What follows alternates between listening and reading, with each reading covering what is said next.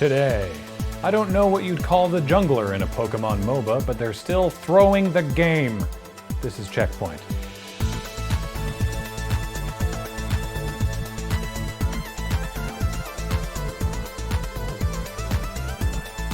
Welcome to CheckPoint, where we exist beyond space and time.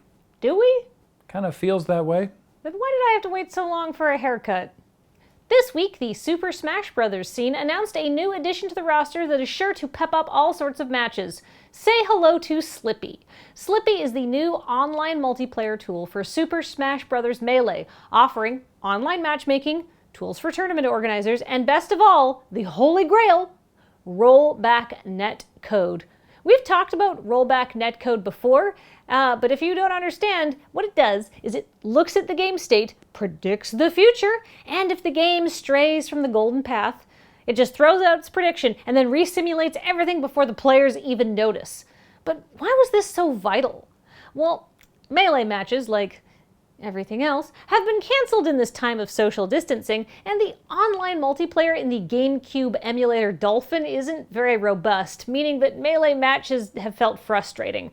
So a small group of developers in the Smash community cranked out Slippy, and the previews from players are nothing but positive. It was even praised by melee powerhouse Jason Mewtwo King Zimmerman after he tested it for over 9 hours, which sounds amazing, but I am going to take that with a grain of salt, because no matter how fun the activity, if I had to do it for 9 hours straight, I'd just say whatever you want to get it to stop.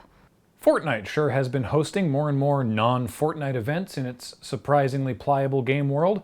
There was the reveal of actually super relevant plot details before Rise of the Skywalker. There was the Marshmallow concert, that whole enormous Travis Scott fever dream thing. But the latest is just a good classic movie night and marketing promotion. Christopher Nolan's new movie Tenet releases on July 31st, insofar as movies are able to release these days, and as part of the promotional tour for the movie, Fortnite will be screening 3 Nolan movies on a literal screen in the game's Party Royale Island, a place to just hang out and do stuff, like watching movies with kind of a big drive-in feeling, only instead of cars, everyone drives avatars that steal dances from black artists. There are set screening times, and it's drop-in, drop-out, so if you want to see the beginning, you've got to be on time. Owing to various licensing deals, players in the US will get to see Inception, while Canada and the UK get The Prestige, and some countries even get Batman Begins, so good news for Bhutan. Fortnite is rapidly turning into a weird virtual hangout hub where players log in to socialize and take in arts and culture with their online friends, and have y'all read Snow Crash? This is the future Stevenson was writing about, but with more digital rights management, and I don't know if that makes it worse. 2020 has brought us so many things that nobody asked for, and probably the least of which is a Pokemon MOBA. The Pokemon Company revealed its new game, Pokemon Unite, during the recent Pokemon Presents event, and reactions have been mixed. Pokemon Unite looks like a garden variety MOBA with a symmetrical map, multiple lanes, and a 5 versus 5 setup that ultimately doesn't seem that much different than other games in the genre. So this seems like a slam dunk for the Pokemon Company, right? So why has the Pokemon Presents video racked up over 165,000 dislikes on YouTube in less than 24 hours?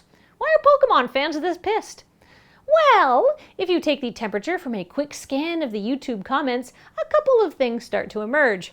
First, this game is free to start, which isn't the same as free to play, but does that mean we could just buy the game outright and not suffer through constant microtransactions?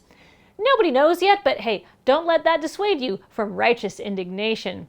Second, this game is part of a partnership with Tencent, who a lot of gamers already dislike for multiple reasons, ranging from legitimate to conspiracy theory to just straight up racism. It would take a much deeper dive into the comments to suss out the core of the anger, and I don't foresee the Pokemon Company wading into that cesspool or even just issuing a survey asking people why they think their new game sucks.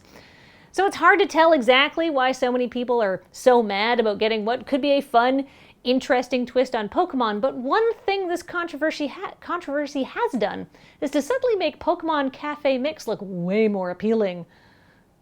We always kind of figured we'd eventually be reporting on Microsoft shutting down its Mixer streaming platform. We just didn't think it would be so sudden and poorly handled. But yeah, Microsoft announced earlier this week that they were abruptly pulling the plug in a month and that all their streamers should go to Facebook gaming instead. Microsoft bought Mixer, originally named Beam, in 2016 and quickly positioned it as a competitor to Twitch, gleefully taking up more expo floor space at PAX conventions once Twitch stopped showing up to them, and even going so far as to aggressively headhunt popular Twitch streamers with generous signing bonuses. Tyler Ninja Blevins, who reporters always refer to as Tyler Ninja Blevins, probably because just calling him Ninja makes him sound way too kick-ass, moved to Mixer only 10 months ago. 10 months! August! August was 10 months ago. Another huge streamer, Shroud, would follow months later, both contracts rumored to be worth millions. Contracts that have now been bought out and not requiring them to move to Facebook, but instead leaving Ninja and Shroud free to stream wherever they want, even back on Twitch. In fact, no Mixer streamers are required to move to Facebook gaming, but any Mixer partners are able to directly port themselves over as Facebook gaming partners, and on July 22nd, Mixer.com will redirect to fb.gg, the very cool and hip Facebook gaming URL.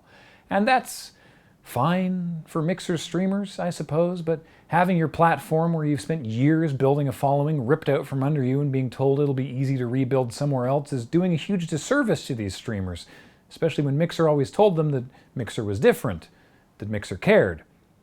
Mixer didn't tell its streamers ahead of the public. Mixer didn't even tell its employees. They found out when we did. So, sweet for Ninja that he gets $20 million or whatever for 10 months of weirdness before presumably making a triumphant return to Twitch. And I mean that. That is great for him. And the fact that he gets millions of dollars and Mixer's employees lose their jobs isn't his fault. It's Microsoft's. And Facebook's, I guess.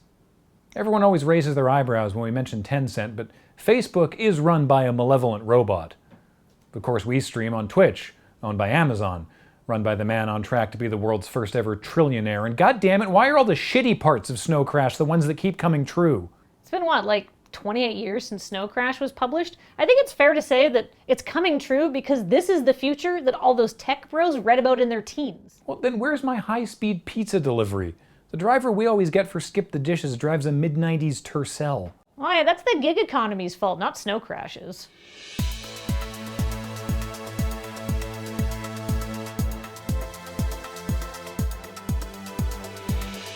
Coming up, we've gotten our first look at the gameplay for No More Heroes 3, and judging by the prominence of Suda51's head in the video, either we are being trolled or he's got a fresh new take on Big Head mode.